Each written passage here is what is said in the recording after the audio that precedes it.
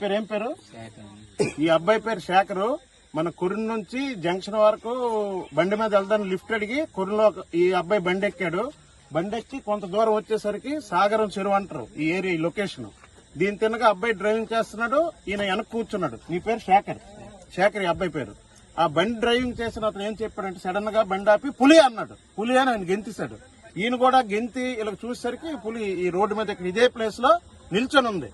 నిల్చొని చూడడంతో ఈయన ఇంకా దాన్ని చూసి ఇంక ఈయన పరిగెట్టి ఆ గొట్టంతా అటు వెళ్ళిపోయి వెంటనే ఎస్ఐ గారికి కాల్ చేశాడు. సార్ ఇక్కడ మాకు పులి కనిపించింది, నాకు భయంగా ఉందంటే ఎస్ఐ గారు వెంటనే స్పాట్ దగ్గరకు వచ్చి నువ్వేం భయపడక బాబు అని చెప్పి ఈయన పట్టుకొని ఇప్పుడు ఫారెస్ట్ సిబ్బందికి తెలియజేయడం జరిగింది. వాళ్ళు కూడా వచ్చారు. అయితే మనకి ఏంటంటే ఆ పులి ఇక్కడ మనకు కనిపించినట్టు కనిపించి ఆ జొన్న తోటలోకి వెళ్ళిపోయింది. జొన్న మిరప అన్ని ఇక్కడ ఉన్నాయి, ఆ తోటలోకి వెళ్ళిపోయింది.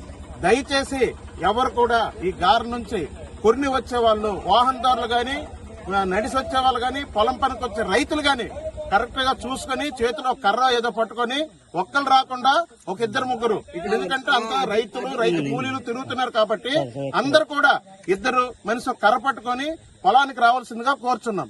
ఈ అబ్బాయి పేరు శేఖరు. మీ ఊరు? సింపేట. ఈ అబ్బాయిది కార్పెంటర్ గా పనిచేస్తున్నాడు. కనుక దయచేసి ఈ పరిసర గ్రామ ప్రజలందరూ కూడా అప్రమత్తంగా ఉండాలని కోరుకుంటున్నాను.